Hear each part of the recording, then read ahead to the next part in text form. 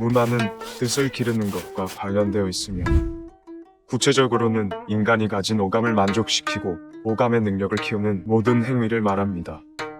나는 막머리에 털이 나기 시작할 무렵부터 나의 숙사였던 탄소 유금 선생이 들려주는 검은고 소리와 함께 자랐습니다. 유금 선생의 성함의 금자는 바로 검은고 금자입니다. 유금 선생은 서울 출신으로 당시 조선의 상황에서는 가진 바 능력을 발휘하기가 어려운 신분상 제약이 있었습니다. 이런 사회적 제약은 유금 선생의 내면에 화를 만들어내게 되었고, 선생은 그 화를 아마도 검은고 연주로 달래지 않았을까 생각합니다. 그 때문에 그의 검은고 연주는 대체로 비탄과 격정으로 차 있었습니다.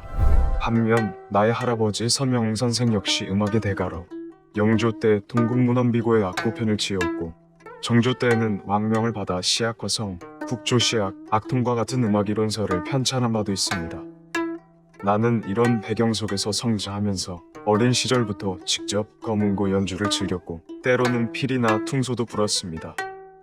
이런 경험을 바탕으로 임원경제지 중 13번째 지인 유해지의 당대 선비들이 즐겨 연주하던 검은고, 중국금, 양금, 생황 등의 악보를 싣기도 하였습니다.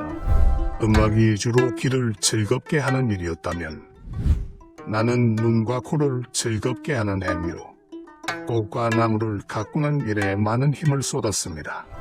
청년 시절 한때 우리 가문이 서울의 경화세적으로 번성할 때는 벼루와 같은 기물과 그림, 글씨 등에도 관심을 가졌고 안목을 높여왔습니다만, 방패기를 그치며 직접 생산활동에 종사하면서 그런 기물에 대한 관심은 시들해졌습니다. 꽃과 나무는 그리 큰 돈이 들지 않고 내가 직접 몸을 움직여 가꾸고 재배하면 그만큼 내게 덕으로 돌아오는 자연이 주는 가장 큰 기쁨입니다. 음식은 눈과 입과 코를 모두 만족시키는 매우 중요한 일상생활 속의 문화입니다.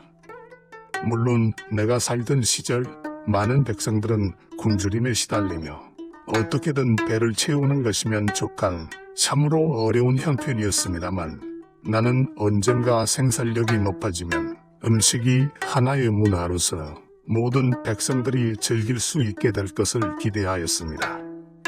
대체로 우리 가문 사람들은 소탈하여 남자들이 부엌에서 요리하는 것을 전혀 부끄럽게 생각하지 않았습니다. 나 자신도 벼슬에서 물러난 이후에는 직접 음식을 만들어 어머니를 봉양하기도 하였고, 나의 경험과 우리 집안에 내려오는 음식 문화를 집대성하여 뭉치잡지라는 책을 집필하기도 하였습니다. 나는 음식 문화에서 특히 크게 두 가지를 강조합니다. 첫 번째 음식은 나눔이라는 생각입니다. 음식을 만드는 일은 자연으로부터 얻은 산물을 인간의 수고를 통해 먹을 수 있는 것으로 바꿔내고 이를 하늘과 사람에게 돌리는 행위입니다. 음식은 내가 먹기 위해서이기도 하지만 대체로는 다른 사람을 대접하는 행위이기도 하고, 또 때로는 누군가의 생명을 구하는 행위이기도 합니다. 두 번째 음식은 곧 산과 들과 물의 산물을 활용하는 것으로 곧 식재료가 가장 중요합니다. 이는 음식을 잘 하기 위해서는 산과 들과 물과 같은 자연과의 교감, 자연에 대한 이해가 매우 중요하다는 것을 말해줍니다. 음식을 만드는 행위야말로 자연과 사람이 교감하는 가장 중요한 문화라고 할 수 있습니다. 이런 나의 음식에 관한 철학은 임원경제지 중 8번째 지인 정조지에 잘 담겨 있습니다. 뜻을 기르는 행위로서의 문화는 이 외에도 매우 다양한 것이 존재합니다. 내가 살던 시대에는 선비가 갖춰야 할 필수 교양으로 대체로 체계적인 독서, 글씨 쓰기, 산술, 그림, 활쏘기, 음악 등이 있었습니다. 나는 이런 필수 교양을 임원경제지 중 13번째 지인 유해지에 담았습니다. 문화행위에는 또한 격조 있고 흥미로운 놀이도 포함됩니다. 우리 조선시대에는 골동품과 예술 감상, 휴식, 명성지 여행, 시문과 술을 즐기는 놀이 등이 있습니다. 이런 놀이는 임원경제지 중 14번째 지인 이윤지에 담겨 있습니다. 무릇 사물을 기르는데 허가 있고 나서 실을 기를 수 있어야 온전하게 됩니다. 만약 실을 기르기에 힘써야 한다는 것만을 안다면 기르는 것이 도리어 황폐해집니다.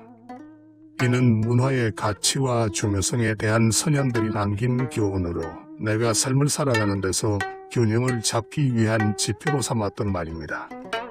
아마 여러분의 시대 역시 이 교훈은 여전히 인생을 잘 사는 데서 가장 중요한 지표가 되지 않을까 생각합니다.